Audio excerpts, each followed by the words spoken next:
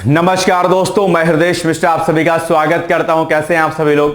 I hope आप सभी लोग अच्छे होंगे और अपनी पढ़ाई को बहुत ही बेहतर ढंग से कर रहे होंगे। देखिए, आज हम लोग एक बड़ी आपके सामने मैं अनाउंसमेंट कर रहा हूं, और ये कि अगर आप खासकर अंतर्राष्ट्रीय मुद्दों पर अगर आप अपनी पकड़ को मजबूत करना चाहते हैं और अंतर्राष्ट्रीय जगत में क्या कुछ चल रहा है अलग अलग देशों के द्वारा, जैसे कि अभी इजराइल ईरान अमेरिका युद्ध की बात मैं कर लेता हूं। वैश्विक पटल पर ऐसे बहुत सारे राष्ट्रीय अंतर्राष्ट्रीय समाचार जो है छाए हुए रहते हैं, जिन पर आपकी समझ का होना, एक सही तरीके से उसकी एनालिसिस होना, यह बड़ा आवश्यक होता है। इसी कंटेस्ट में आपके सामने लगभग 9 PM के आसपास, यानी कि 9 बजे मान लेते हैं, आसपास क्या, डेली दैनिक रूप से रात के 9 बजे आपके लिए मैं लाऊंगा न्यूज एनालिसिस, यानी और ज्यादा नहीं, 1 से 2 न्यूज, जिस पर आपको अपनी समझ को विकसित करने में एक बहुत ज्यादा महत्वपूर्ण होगा। ये मुद्दे उस प्रकार के होंगे कि अगर आप किसी प्रतियोगी परीक्षा की तैयारी कर रहे हैं तो आपके लिए महत्वपूर्ण रहेगा, और अगर आप किसी प्रतियोगी परीक्षा की तैयारी नहीं कर रहे होंगे तो भी आपके लिए क्या रहेगा, सही रहेगा। क्योंकि आप देखते होंगे न्यूज चैनल जो होते हैं वो किसी भी समाचार को किस प्रकार से दिखाते हैं, आपके मन में एक डर, आपके मन में एक चिंताजनक स्थिति उत्पन्न हो जाती है, और उस चिंता में आप कहीं ना कहीं दिक्कत कर जाते हैं। मतलब आपकी एनालिसिस जो होती है उस न्यूज को लेकर के एक निगेटिव परसेप्शन में चली जाती है। जैसे कि अभी आप न्यूज चैनल्स पे आप देखते होंगे, अक्सर एक बड़ा सा सायरन लगा दिया, युद्ध का एकदम पूरा माहौल बना दिया, और आप एकदम डरे डरे सहमे सहमे से युद्ध हो गया, अब तो बर्बाद हो जाएगा, गैस की कीमतें चली गई। एक ऐसा एक टीआरपी के लिए इस प्रकार से न्यूज को आपके सामने प्रेजेंट किया जाता है कि कहीं ना कहीं आप उस न्यूज को लेकर के आपके मन में एक नकारात्मक भाव उत्पन्न हो जाता है। तो इसी बात को लेकर के मैं ये नहीं कह रहा हूं कि डिकोड एग्जाम को ये न्यूज चैनल है, लेकिन हाँ, न्यूज एनालिसिस के माध्यम से, जैसे इस प्रोग्राम का हमारा नाम क्या रहेगा, डेली न्यूज एनालिसिस, 1 से 2 मुद्दे ऐसे रहेंगे जो पब्लिक में छाए रहते हैं, जिन पर आपका सकारात्मक या नकारात्मक, या यूं कहूं मैं कि उसका नकारात्मक असर ज्यादा पड़ता है आपके मन मस्तिष्क पर। ऐसे समाचार पत्रों को मैं ला करके आपके सामने उसकी एनालिसिस कराऊंगा कि भाई इसकी वास्तविकता यह है और हमें यह समझना चाहिए। तो आप सामान्य जन हैं तो भी आपके लिए बड़ा महत्वपूर्ण रहेगा ये हमारा ये सीरीज। और अगर आप प्रतियोगी परीक्षाओं की तैयारी कर रहे हैं, खासकर सिविल सर्विस की तैयारी कर रहे हैं, तो आपके लिए क्या रहेगा, बहुत ज्यादा महत्वपूर्ण रहने वाला है। तो आइए आज से हम इसकी शुरुआत करते हैं। मैं आपसे उम्मीद करता हूं कि रात के 9 बजे आप आराम से इस हमारे प्रोग्राम को देखेंगे, और यहां पर बहुत सारी चीजें जो है आपको देखने को मिलेंगी, समझने को मिलेंगी, कैसे कैसे क्या चीजें नहीं चल रही। चलिए आइए सीधे हम लोग बढ़ते हैं और देखते हैं कि क्या चीजें हमारे सामने। नंबर 1, पश्चिम एशिया संकट और भारत की संतुलित विदेश नीति। ये आज जो पहली न्यूज है, इस पर हम लोग इसकी एनालिसिस करेंगे कि दरअसल अगर आप देख पा रहे हो कि पश्चिम एशिया में किस प्रकार से सामरिक दृष्टिकोण से जो स्ट्रैटेजिक अपने आप जो चीजें हो रही हैं वो किस प्रकार से गड़बड़ हो रही हैं, और इस पूरे सिनेरियो में भारत की अपनी स्थिति क्या है। क्योंकि अभी आप देख पा रहे होंगे कि ईरान को लेकर के भारत के पक्ष को लेकर के बड़ा निगेटिव परसेप्शन यहां पर आपको दिखाया गया कि भारत की विदेश नीति क्या हो गई है, फेल हो गई है। हमने अपने ईरान के साथ अपने समझौतों को क्या कर लिया है, खराब कर लिया है। हमने अपने रिश्ते ईरान के साथ खराब कर लिए है, और हमने जो है ईरान को लेकर के हमारे मन में जो चीज भाव थे वो निगेटिव है, और अमेरिका के दबाव में आकर के हम कार्य कर रहे हैं। ऐसा कुछ नैरेटिव, या यूं कहूं कि ऐसा कुछ भाव आपके मन और मस्तिष्क में लगातार दिखाया गया। तो इसके साथ साथ यह भी दिखाया गया कि भारत की अपनी वैदेशिक नीति के फेल हो जाने की वजह से दरअसल गैस की कीमत में किल्लत हो गई है। तो वहीं दूसरी ओर आपके सामने मना मस्तिष्क में रखा गया कि पुनः कोविड-19 जैसी स्थिति आ सकती है, या यूं कहूं कि आपको ऐसा दिखाया गया कि महंगाई का दर एक बहुत ज्यादा बड़े स्तर का हो सकता है। ऐसी न्यूज के माध्यम से हमारे मन में निश्चित तौर पर डर का भाव उत्पन्न हुआ, और कई सारी बातें जो हैं समाज में देखने को मिली। लेकिन मैं आपको बता दूं कि जहां हम और आप सोचते हैं उससे कहीं गुना ज्यादा बेहतर सोचते हैं जो हमारे फॉरेन सर्विसेज के जो हमारे अधिकारी होते हैं, जिन्हें हम सामान्य तौर पर IFS यानी कि इंडियन फॉरेन सर्विसेज के ऑफिसर्स बोलते हैं। वो विदेश नीति में निपुण होते हैं, पढ़ाई करके गए होते हैं, बड़े एग्जाम को क्लियर करके गए होते हैं। जहां आप सोचना बंद करते हैं वहां पर वो अधिकारी सोचना शुरू करते हैं। तो यह बात कहना कि भारत की वैदेशिक नीति फेल हो गई, हम अमेरिका के दबाव में आ गए, ऐसा बिल्कुल भी नहीं है। आपने एक शब्द सुना होगा जिसको बोलते हैं गुटनिरपेक्षता, है ना। भारत कभी किसी एक के पक्ष में नहीं जाता है। भारत हमेशा स्वहित के साथ में जो हमारा एक भाव है सर्वे भवन्तु सुखिनः का या वसुधैव कुटुंबकम का, हम उस भाव के साथ आगे बढ़ते हैं। बात ध्यान रखिएगा हमेशा। इसलिए हमने अपने वैदेशिक नीति को इतना बेहतर साध रखा है कि आप देखिए कि जहां होर्मुज जो जल डमरू मध्य से कोई और जहाज कार्गो लेकर के नहीं आ पाया, जबकि ईरान ने हमें परमिशन दिया। ईरान के साथ हमारे समझौते कोई खराब नहीं है बॉस, लेकिन ये परसेप्शन हमारे दिमाग में डाला गया। तो आज हम ये देखेंगे कि किस प्रकार से ये जो सिनेरियो अभी चला ईरान, इजराइल और अमेरिका को लेकर के, उसमें भारत ने अपने आप को तटस्थता की भूमिका में रख करके किस प्रकार से आगे बेहतर कार्य करने का प्रयास किया। चलिए ठीक है, तो इस पर हम लोग विचार आज करेंगे। मुख्य परीक्षा जो आपकी पीसीएस की होती है, आईएएस की होती है, अगर आप प्रतियोगी परीक्षा की तैयारी कर रहे हैं तो आपको पता होना चाहिए ये टॉपिक किससे कोरिलेट करेगा। सिंपल सी बात है कि अंतर्राष्ट्रीय संबंधों को तो करेगा। सामान्य पेपर सेकंड में जो अंतर्राष्ट्रीय संबंध है, जिसमें कि भारत और भारत के हितों को प्रभावित करने वाले द्विपक्षीय, क्षेत्रीय और वैश्विक समूह तथा समझौते, bilateral, regional and global groupings and arguments involving India and और अफेक्टिंग इंडियाज इंटरेस्ट। एक तो इस टॉपिक से क्या करेगा, कोरिलेट करेगा पेपर सेकंड में। ये आप टॉपिक इसको देख सकते हैं। आप अगर विद्यार्थी तो इसको आप कोरिलेट कर लीजिएगा। उप विषय के अंतर्गत आएंगे, सब सब्जेक्ट के अंदर आएंगे तो विकसित और विकासशील देशों की नीतियां और राजनीति का भारत के हितों पर प्रभाव, effect of policies and politics of developed and developing countries on India's interest. उप विषय में प्रवासी भारतीय, इंडियन डायस्पोरा, पश्चिम एशिया में 1 करोड़ से अधिक भारतीयों के कल्याण हेतु सुरक्षा के संदर्भ में। तो ये टॉपिक आप इनसे संदर्भित अपने आप को कर सकते हैं। इसके अलावा पेपर थर्ड से भी ये टॉपिक आपका कोरिलेट करेगा, जिसमें आप टॉपिक क्या आएगा आपका इकोनॉमिक्स में आर्थिक विकास यानी कि इकोनॉमिक डेवलपमेंट। उसमें जो सब टॉपिक रहेगा आपका मुख्य विषय रहेगा, उसमें क्या रहेगा, बुनियादी ढांचा यानी कि इंफ्रास्ट्रक्चर, ऊर्जा सुरक्षा, एनर्जी सिक्योरिटी, होर्मुज जलडमरू मध्य से सुरक्षित तेल आपूर्ति और रणनीतिक पेट्रोलियम भंडार के संदर्भ में। ये एक टॉपिक हमारा रहेगा जो हम इस टॉपिक को अपने कोरिलेट कर सकते हैं। ठीक है, कि क्या क्या सिनेरियो रहा है। आइए अब हम लोग सीधे आगे बढ़ते हैं। परिचय। आपने देखा कि वर्तमान में पश्चिम एशिया में जारी वर्तमान भू राजनीतिक तनाव, यानी कि एक तरीके से जो जियोपॉलिटिक्स जो एक तरीके से स्टिचिंग हो रही है, अपने आप में तनाव हो रहा है, विशेष करके अमेरिका, इजराइल और ईरान के बीच में, ने वैश्विक सुरक्षा यानी ग्लोबल सिक्योरिटी, आर्थिक स्थिरता, इकोनॉमिक स्टेबिलिटी या अनस्टेबिलिटी, ठीक है, और आपूर्ति श्रृंखला को गहरे संकट में डाल दिया है। आपने देखा कि वैश्विक स्तर पर एक बड़े संकट का जो भाव है वो देखने को मिला और कई सारे देशों में महंगाई अपने उच्चतम स्तर तक पहुंच चुकी है या पहुंच रही है। हालांकि भारत ने अपने आप को बहुत बेहतर स्थिति में रखा। अगर मैं सामान्य तौर पर मैं अगर आपको गैस आपूर्ति की बात करूं, ठीक है, तो आपने देखा कि अभी घर घर जो है पीएनजी जो है पहुंचाया जा रहा है। अभी हाल ही में परसों नरसों का डेटा है जिसमें बड़े स्तर पर गैस कनेक्शन दिए गए और संभवतः आप लोग के घरों में भी आपने देखा होगा कि गैस कनेक्शन जो है आपके घरों में पहुंचाया गया है पाइप के माध्यम से। ठीक है, यह सरकार की रणनीति रही है पहले से ऊर्जा संरक्षण को लेकर के। आप जानते होंगे कोई भी देश सक्षम तभी होता है जब वह अपनी ऊर्जा आपूर्ति को सुनिश्चित कर पाता है और ऊर्जा में क्या रहता है, सक्षम होता है।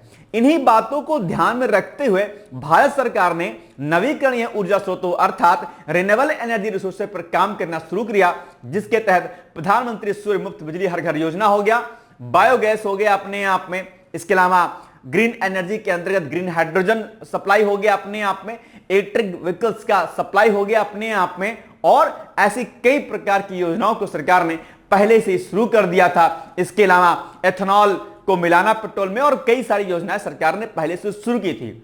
यही कारण रहा है कि जिस प्रकार से पश्चिम एशिया में जिस प्रकार की संकट की घड़ी आई, वैसे में निश्चित तौर पर भारत ने अपने आप को मजबूत स्थिति में रखा। वो बात अलग है कि न्यूज चैनलों के माध्यम से या यूं कह लीजिए कि जो देश के खिलाफ हमेशा खड़े रहते हैं, ऐसे निगेटिव शक्तियों के कारण देश को गुमराह करने का क्या किया गया, प्रयास किया गया कि गैस नहीं है, ये नहीं है, वो नहीं है। हालांकि गैस की कालाबाजारी की वजह से ऐसी स्थिति उत्पन्न हुई, बीच में थोड़ा बहुत संकट हुआ, लेकिन स्थितियां क्या हैं, सामान्य है हमारे यहां पर। लेकिन आप पड़ोसी देशों में अगर आप देखेंगे गैस की कीमतें आसमान छू रही हैं। हमने अपने आप को स्टेबल रखा, क्योंकि हम अपने आप को प्री प्लान करके हमेशा चलते हैं। कोविड जैसी महामारी में भी भारत ने बड़ी मजबूती के साथ रखा। लोगों ने कहा भारत में इतने लोग मर गए, ये कर गए, वो कर गए। हमारे पास इतने संसाधन नहीं थे, बावजूद इसके हमने कोरोना को कंट्रोल कर लिया। जबकि आप जो हाई कंट्रीज जो होती हैं, जहां पर जो बेल्ट डेवलप है अपने आप पे, वहां पर न जाने कितनी मौतें हुई, जिसका आंकड़ा आप उनके आंकड़ों की आप कल्पना नहीं कर सकते हैं। भारत हमेशा अपने हितों की रक्षा करने में क्या है, सक्षम रहता है। और इस पूरे सिनेरियो में अगर आपने देखा कि भारत ने बड़े कूटनीतिक ढंग से, बहुत ज्यादा कूटनीतिक ढंग से इस मसले पर अपने को सूचित रखा। ऐसे जटिल समय में भारत की बहुगठबंधन, ठीक है, यानी कि मल्टी अलाइनमेंट और संतुलित विदेश नीति एक परिपक्व कूटनीतिक मॉडल के रूप में उभरी है। भारत संभवतः एकमात्र ऐसा प्रमुख देश है जिसने इजराइल, ईरान और खाड़ी देशों यानी गल्फ कंट्रीज के बीच समान विश्वास बनाए रखते हुए अपने राष्ट्रीय हितों को सफलतापूर्वक सुरक्षित किया है। आप जानते होंगे, बात इजराइल की हो, ईरान की हो या फिर गल्फ कंट्रीज की हो, हमने सबके साथ अपने समझौतों को क्या कर रखा है, अपने रिश्तों को बड़ा मजबूत कर रखा है। गल्फ कंट्रीज के साथ रिश्ते बड़े मजबूत है हमारे, इजराइल, ईरान के साथ भी हमारे रिश्ते मजबूत हैं। वो बात अलग है कि भी हाल ही में लोगों ने इस पर नेगेटिव परसेप्शन हमारे दिमाग को डालने का प्रयास किया, लेकिन नहीं, मैं फिर से कह रहा हूं, जहां आप सोचना बंद करते हैं वहां से हमारे जो ऑफिसर्स होते हैं फॉरेन सर्विसेज के, विदेश मंत्रालय के, वो वहां पर बेहतर ढंग से कार्य करने का प्रयास करते हैं। इसलिए अगर आप जो है किसी चीज पर उंगली उठाते, सरकार पर उंगली उठाने का मतलब हुआ कि आप इस देश के टॉप ब्यूरोक्रेसी पर क्वेश्चन मार्क लगा रहे हैं। और हमें और टॉप ब्यूरोक्रेसी में क्या डिफरेंस होता है, अभी आपको इसका अंदाजा भी नहीं होगा। यह बात ध्यान रखिएगा हमेशा, ठीक है। चलिए, भारत की विदेश नीति के एक मुख्य स्तंभ और प्राप्त सफल अपने आप में किस प्रकार से हमने काम किया, ऊर्जा सुरक्षा और रणनीतिक पेट्रोलियम भंडार के रूप में हमने क्या किया, तो होर्मुज जलडमरू मध्य से सुरक्षित आवाजाही हमने सुनिश्चित करवाई अपने आप पे। जहां एक और होर्मुज यानी कि स्ट्रेट ऑफ हॉर्मुज से जहां एक और अलग अलग देशों के जहाज कार्गो लेकर के फंसे हुए थे, तो वहीं पर हमारे जहाजों को आने की परमिशन मिली अपने आप में। यह बड़ी बात है अपने आप पे, ध्यान रखना। ईरान का कोई भी ऐसा स्टेटमेंट भारत के खिलाफ नहीं आया, यह आप नोटिस कीजिएगा। लेकिन भारत में भारत के ही लोगों ने ईरान और भारत को लेकर के बड़ा नेगेटिव परसेप्शन लोगों के मन मस्तिष्क में डालने का प्रयास किया। इसलिए मैं कहता हूं कि कोई भी न्यूज जब आप पढ़ा करिए, सुना करिए, उसके हर डायमेंशन को देखने का प्रयास किया करिए, ठीक है। दूसरी बात है, भारत अपनी कच्चे तेल, ठीक है, क्रूड ऑयल और प्राकृतिक गैस की भारी मांग के लिए पश्चिम एशिया पर अत्यधिक निर्भर है। आप जानते होंगे, जब इस क्षेत्र में व्यापारिक जहाजों पर हमले बढ़े तो नई दिल्ली ने तेहरान के साथ अपने ऐतिहासिक और रणनीतिक संबंधों जैसे 2003 से चबाहार बंदरगाह समझौता का उपयोग करते हुए सीधी बातचीत की। इसके परिणाम स्वरूप भारतीय तेल वाहक जहाजों को सुरक्षित मार्ग जो है क्या हुआ, प्राप्त हुआ। यह क्या है, यह भारत की इंडिया के डिप्लोमेसी का नतीजा रहा। पेट्रोलियम भंडार का भराव संकट के दौरान खाड़ी देशों विशेषकर यूएई और सऊदी अरब ने भारत के रणनीतिक पेट्रोलियम भंडार स्ट्रैटेजिक पेट्रोलियम रिजर्व यानी कि एसपीआर को भरने में महत्वपूर्ण भूमिका निभाई, जिससे भारत में पेट्रोल डीजल की कीमतों में वैश्विक उछाल के बावजूद स्थिरता बनी रही। आप देखिएगा, इस बात को गौर कीजिएगा कि अगर आप फॉरेन कंट्री में जाएंगे, विदेशों में अगर आप जाएंगे, तो विदेशों में जो तेल के दाम है उनमें भारी जो है आपको बढ़त देखने को मिली। लेकिन अगर आप भारत की बात करेंगे तो भारत में तेल की कीमतें क्या रही, हमेशा स्थिर रही, बिल्कुल कोई दिक्कत नहीं हुआ। लेकिन बाकी कंट्रीज में क्या हुआ, ये तेल की कीमतें क्या हुई, सीधे बढ़ गई। ये भारत की कूटनीतिक चाल रही, ये हमारी अपनी डिप्लोमेसी रही कि हमने बहुत बेहतर ढंग से इसको समझने का प्रयास किया। ये बात हमेशा ध्यान रखिएगा, ठीक है।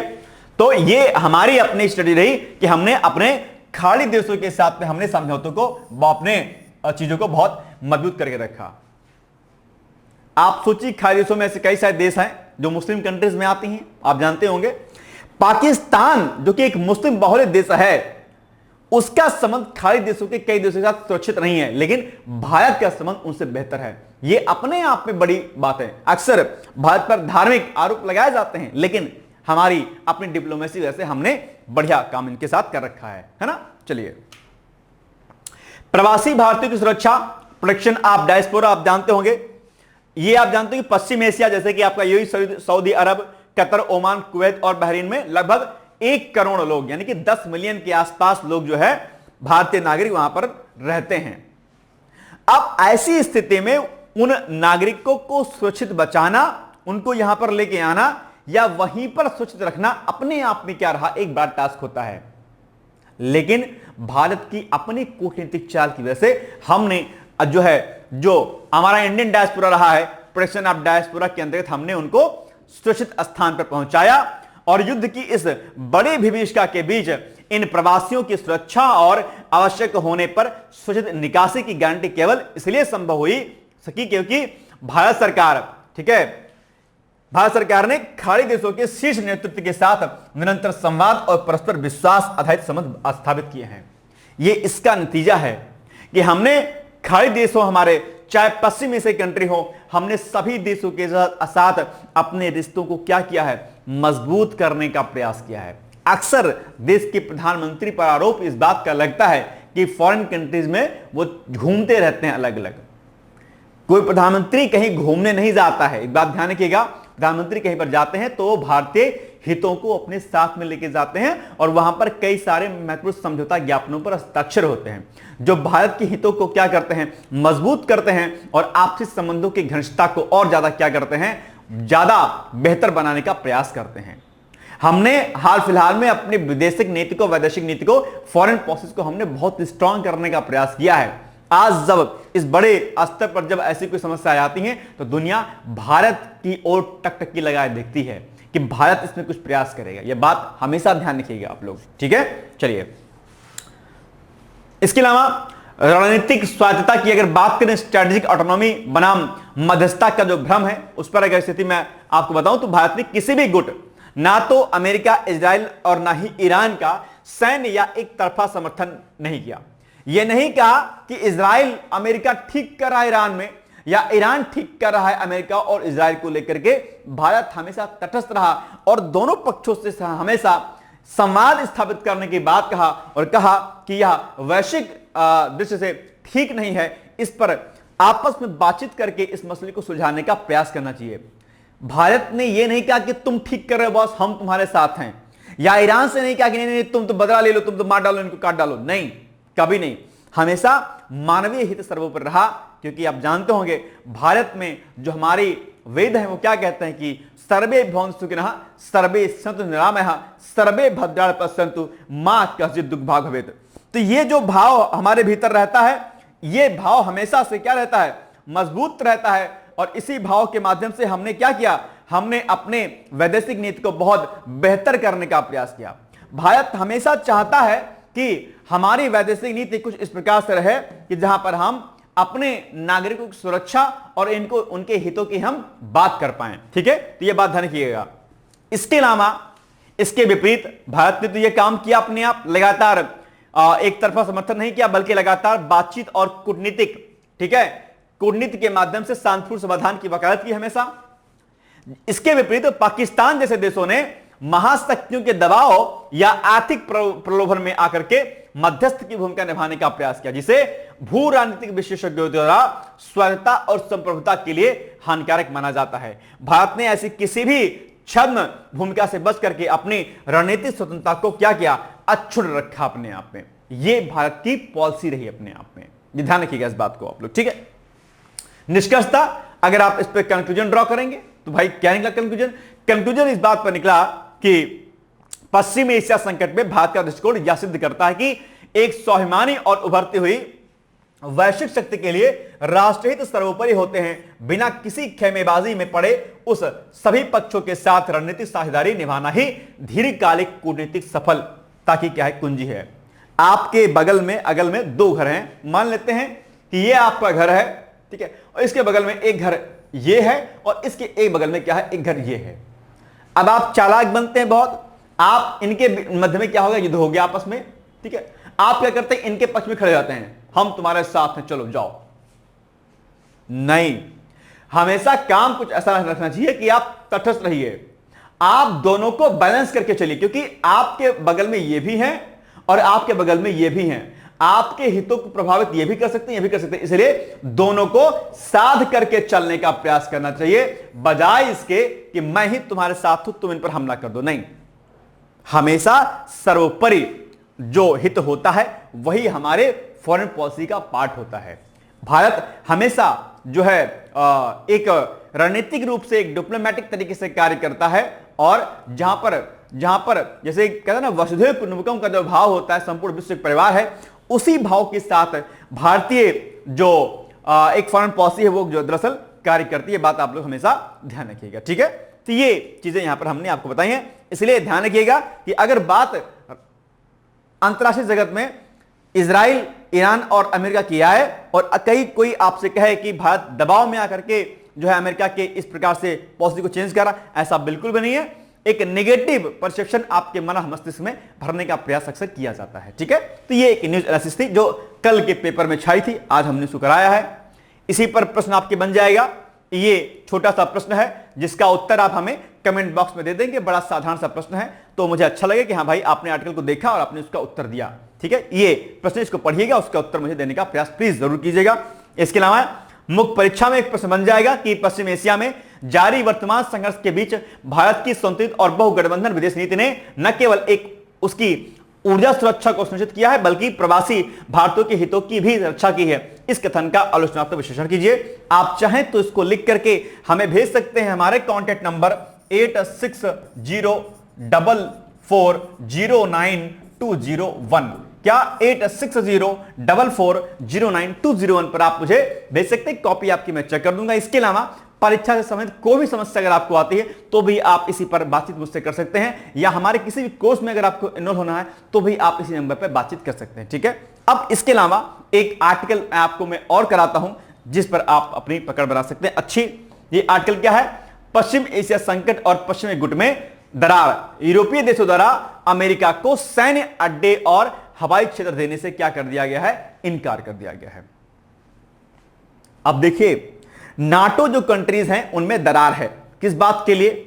इस बात के लिए कि अमेरिका जो कर रहा है अपने आप पे ठीक नहीं कर रहा है। ईरान के साथ जो हो रहा है वो अंतरराष्ट्रीय मानकों का क्या है, नाटो के नियमों का क्या है, उल्लंघन माना जाता है। इसीलिए कई सारे जो कंट्रीज हैं नाटो ने, उन्होंने कहा कि हम हमारे जो एक तरीके से जो सैन्य अड्डे हैं, हवाई क्षेत्र हैं, वो हम आपको इस युद्ध में जो है नहीं देंगे। ना आपने हमसे परमिशन लिया, ना आपने हमसे राय मशवरा किया, इसलिए ऐसी स्थिति में हम आपका साथ नहीं देंगे। ये नाटो की कई सारी कंट्रीज ने अमेरिका को कह दिया है, बजाय इसके कि अमेरिका के वो दबाव में आ गए हैं। और इसका कारण रहा है कि अमेरिका में महंगाई अपने एक बड़े स्तर पर है, वहां पर भी तेल आदि कीमतों में बड़ा उछाल देखने को मिलता है। लेकिन आपने देखा कि भारत ने किस प्रकार से अपनी वैदेशिक नीति को साधने का कार्य किया। तो आज इस पर भी हम लोग देखेंगे बात।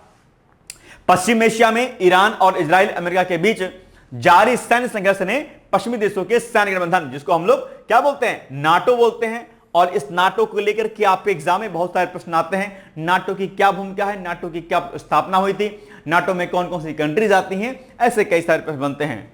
तो नाटो के भीतर गहरे मतभेदों को उजागर किया है। हालिया घटनाक्रमों को आप देखेंगे तो यूरोप के प्रमुख नाटो सहयोगियों जैसे कि आपका कौन सा देश, आपका इटली हो गया, स्पेन और फ्रांस ने अमेरिका और इजराइल को अपने सैन्य अड्डों और हवाई क्षेत्रों को, ठीक है, उपयोग की अनुमति देने से स्पष्ट रूप से क्या कर दिया है, इनकार कर दिया है। कहता नहीं, आप जो कर रहे हैं। और आप देखिए कि इस ईरान अमेरिका इजराइल के युद्ध ने एक वैश्विक स्तर पर एक उथल पुथल पैदा कर दिया, अपने आप में एक नेगेटिव परसेप्शन रख दिया और लोगों को परेशान कर दिया। इसलिए नाटो की कंट्री ने कहा कि नहीं बॉस, आप जो कर रहे हैं वह ठीक नहीं है, वह मानव हित में नहीं है, वह अंतरराष्ट्रीय जगत के लिए ठीक नहीं है। इसलिए हम अपने सैन्य अड्डों और हवाई क्षेत्र को आपको हम नहीं देंगे कि आप यहां से उड़ान भरें और फिर युद्ध करें। हम आपके साथ इस युद्ध में नहीं आना चाहते हैं, हमारा इस युद्ध के साथ कोई संबंध नहीं है। ये नाटो के कई टॉप कंट्रीज ने, जो महत्वपूर्ण कंट्रीज हैं, उन्होंने अमेरिका को साफ शब्दों में इस बात को दोहरा दिया है, ठीक है। यह कदम यूरोपीय देशों की रणनीतिक स्वायत्तता यानी कि स्ट्रैटेजिक ऑटोनॉमी और युद्ध को मध्य पूर्व से बाहर फैलने से रोकने की उनकी कूटनीतिक मंशा को दर्शाता है। क्योंकि अगर अमेरिका नहीं रुकता है तो इसका परिणाम दरअसल भयावह हो सकता है। अपने आप में दुनिया को युद्ध में झोंक देना किसी एक देश की अपनी जिद के कारण यह ठीक स्थिति नहीं है अपने आप में, क्योंकि जब युद्ध होता है तो सब अपने अपने पर आ जाते हैं भाई।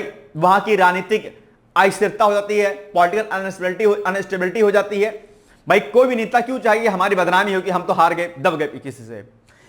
कहीं ना कहीं अपने स्वाभिमान को बनाए रखने के लिए जो है लगातार देशद्रोही युद्ध में भिड़ा रहता है कि नहीं अब तो हम युद्ध करेंगे, अब तो हम झुकेंगे नहीं, है ना। क्योंकि पॉलिटिकली भी कई सारी चीजें दिखाई दी जाती हैं। ऐसी स्थिति में युद्ध बड़े स्तर का हो सकता है। ऐसी कंडीशन में नाटो के कई महत्वपूर्ण देशों ने अमेरिका के साथ आने को मना कर दिया और अपने सैन्य अड्डों और हवाई क्षेत्रों को मना कर दिया देने के लिए। इसके अलावा इटली ने इनकार कर दिया कि भैया हम तो भैया नहीं देंगे कुछ भी। इटली ने दरअसल सिसिली द्वीप पर, जो कि अक्सर आपके एग्जाम में पूछा जाता है कहां पर यह है, तो इटली ने सिसिली द्वीप पर स्थित अपने सिगोनेला नौसेना एयरबेस, अब आपके एग्जाम में यहां से प्रश्न बन सकता है कि भाई बताओ ये कहां पर और यहां पर कौन सा एयरबेस है, तो सिसिली द्वीप पर इटली ने सिसिली द्वीप पर अपने सिगोनेला नौसेना एयरबेस पर अमेरिकी बम वर्षक ठिकानों को उतरने की अनुमति देने से मना कर दिया। इटली के रक्षा मंत्री गुइडो क्रेसेट्टो के अनुसार अमेरिका ने ना तो पूर्व अनुमति मांगी थी और ना ही सैन्य परामर्श किया था। इटली के प्रधानमंत्री जियोर्जिया मेलोनी ने स्पष्ट किया है कि इटली इस युद्ध का हिस्सा नहीं बनना चाहता है। बड़ी बात है अपने आप में। और ईरान पर हमलों को अंतर्राष्ट्रीय कानून के सिद्धांतों के विपरीत माना जा रहा है। ऐसा कहना किसका है? इटली का कहना है ऐसा। तो यह बात आप समझ गए। तो अगर ऐसा होता है तो युद्ध हो सकता है कल को शांत हो जाए, नहीं तो इसकी स्थिति भयावह हो सकती है, ध्यान रखिएगा। ठीक है। स्पेन और फ्रांस की कार्रवाई, the actions by Spain and France. Italy से पूर्व स्पेन ने भी दरअसल अमेरिकी लड़ाकू विमानों को अपने हवाई क्षेत्र के इस्तेमाल से क्या कर दिया? रोक दिया। इसी तर्ज पर फ्रांस ने इजराइल के लिए हथियार ले जा रहे अमेरिकी विमानों को अपने हवाई क्षेत्र से गुजरने की अनुमति देने से इनकार कर दिया। आप समझ रहे हैं? अगर ऐसा ना हो तो अमेरिका के भाव बढ़ जाएंगे और एक बड़ी भयावह स्थिति होगा। अमेरिका क्या करता है? किसी देश में अपने युद्ध को छेड़ता है, उसके बाद वहां से निकल जाता है और वो देश बर्बाद हो जाता है। जिसका साक्षात अगर आप उदाहरण देखेंगे तो आपको आपका पड़ोसी देश क्या दिखाई देगा? अफगानिस्तान।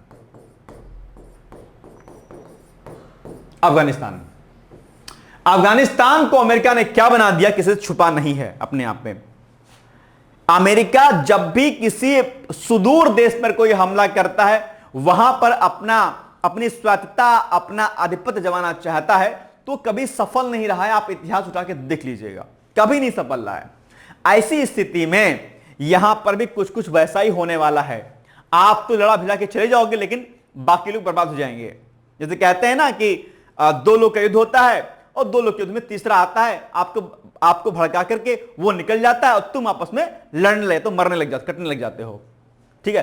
अंतरराष्ट्रीय जगत में भी कुछ कुछ ऐसा ही होता है। इसीलिए भारत हमेशा से जानता है कि हमारा हित किसमें है और भारत इसी हितों की पूर्ति करता है। हालांकि बात हम यहां पर जो है नाटो की कर रहे हैं कि किस प्रकार से अंतरराष्ट्रीय शांति के लिए नाटो ने कुछ अपने डिसीजन लिए हैं। इस बात को लेकर के नाटो की सामूहिक सुरक्षा पर सवाल। यूरोपीय सहयोगियों के इस असहयोगात्मक रवैये पर अमेरिका ने कड़ी प्रतिक्रिया दी है कि भाई साहब आप हमारा सहयोग कहीं नहीं कर रहे हैं, आप तो हमारे हैं बॉस। ठीक है।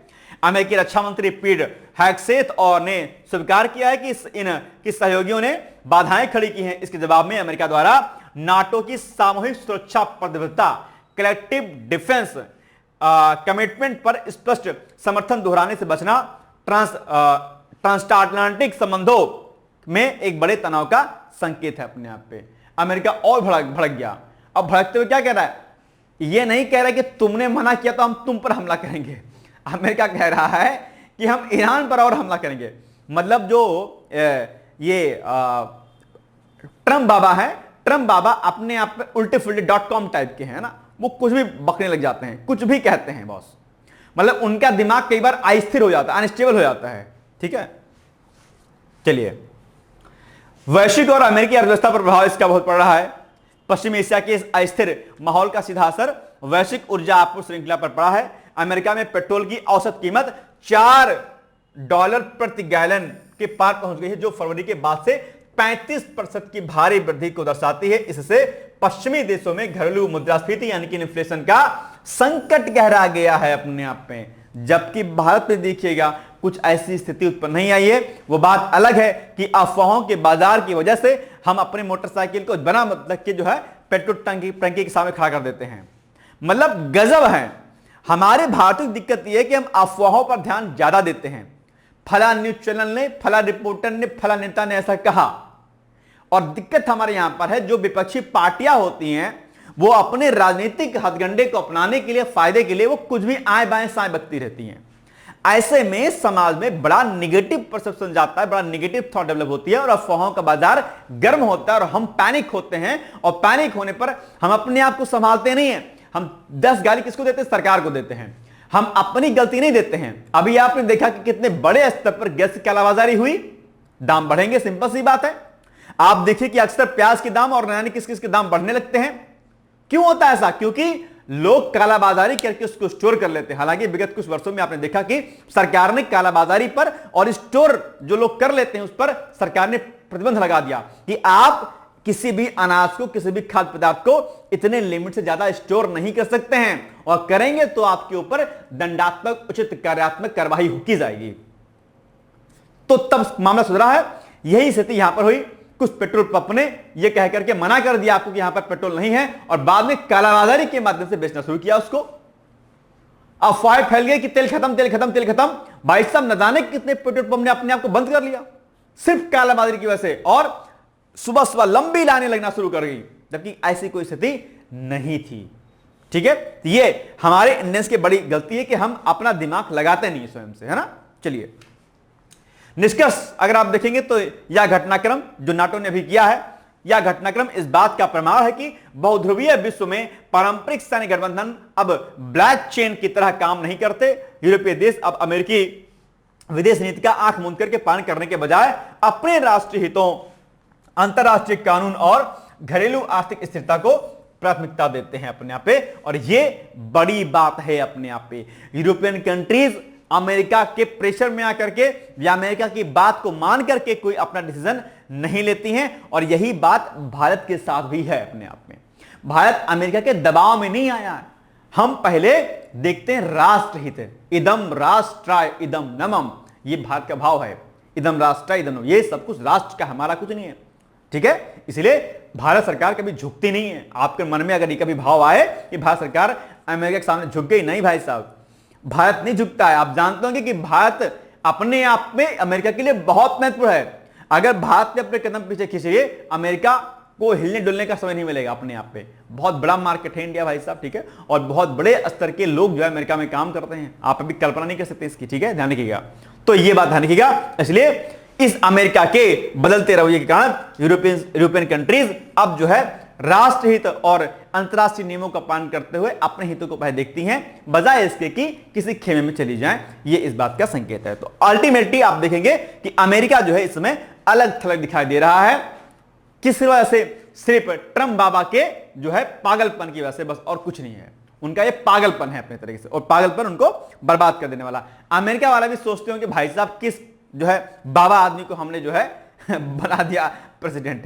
तो जैसे हमारे यहां पर कुछ नेता हैं ऐसे अंगल बंगल टाइप के कि जिनको हम सोचते कि अरे ये प्रधानमंत्री बन के भाई साहब तो क्या स्थिति होगी। तो वही वाली स्थिति दरअसल हमारे यहां पर भी है। खैर, ये सब बातें चलती रहेंगी। बाकी आज के लिए इतना ही, और इस पर एक प्रश्न बन जाएगा जिसका उत्तर आप दीजिएगा कि हाल ही में चर्चा में रहा सिगोनेला नौसेना एयरबेस, जहां इटली ने अमेरिकी बम वर्षकों को उतारने से रोक दिया है, किस भूमध्य सागरीय द्वीप पर स्थित है। ठीक है, ये इसकी इंग्लिश लिखी हुई है, आप इसका उत्तर मुझे दे सकते हैं। और जो प्रश्न मैंने आपको दिया था या कोई भी आपके मन में डाउट आदि होगा तो उसके लिए आप हमारे कॉन्टैक्ट नंबर 860, ठीक है, 4409-201 पर आप मुझसे डायरेक्टली संपर्क कर सकते हैं। आपके मन में किसी भी एग्जाम को लेकर कोई डाउट हो, कोई दिक्कत हो, निसंकोच होकर कॉल करिएगा। बाकी डिकोड एग्जाम पर जो भी हमारे कोर्सेज चल रहे हैं उन कोर्सेज में एनरोल होने के लिए भी आप इसी नंबर पर हमसे संपर्क कर सकते हैं, या जो अन्य ऑफिशियल नंबर है आप उन पर भी संपर्क कर सकते हैं। तो ये आज का हमारा आर्टिकल था। डेली रात के 9 बजे हम लोग ऐसे जुड़ा करेंगे, और जो जो मुद्दे छाए रहते हैं उन सभी मुद्दों पर हम अपनी और पकड़ को और मजबूत करेंगे। आज जस्ट मैंने एक डेमो दिया है, इसको हम और बेहतर आर्टिकल के रूप में मैपिंग के माध्यम से और बाकी अन्य चीजों के माध्यम से इसको हम और अच्छा बनाने का प्रयास करेंगे आपके लिए, कि आप इसको और भली भांति समझने का प्रयास करें। तो आज के लिए बस इतना ही, मिलेंगे हम लोग कल, तब तक के लिए शुभ रात्रि है। बहुत बहुत धन्यवाद आप सभी लोगों का। वीडियो अच्छा लगा प्लीज वीडियो को शेयर जरूर कर दीजिएगा। बहुत बहुत धन्यवाद है, all the best, thank you so much, bye bye, take care, thank you. क्या आप लोक सेवा आयोग उत्तर प्रदेश की ROA परीक्षा में सफल होकर सचिवालय में समीक्षा अधिकारी जैसे प्रतिष्ठित पद पर चयनित होना चाहते हैं?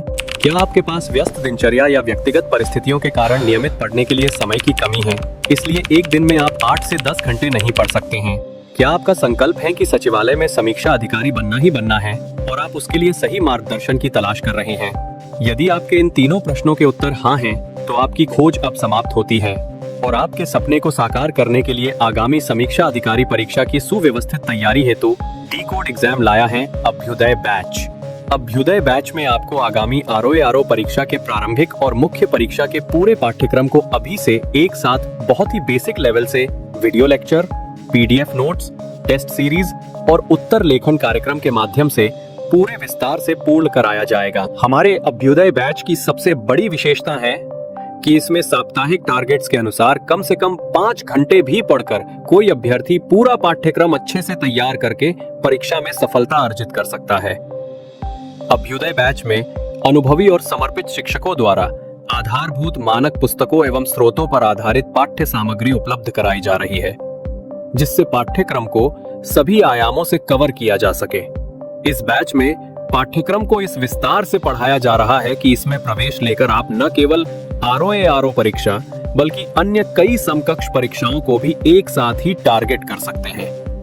यानी इस परीक्षा के पाठ्यक्रम में सम्मिलित सामान्य अध्ययन, सामान्य ज्ञान, सामान्य हिंदी व्याकरण, रीजनिंग, मैथ, हिंदी आलेखन, निबंध आदि के विस्तृत अध्ययन से आप पूर्ण आत्मविश्वास से किसी भी परीक्षा में सफलता प्राप्त कर सकते हैं।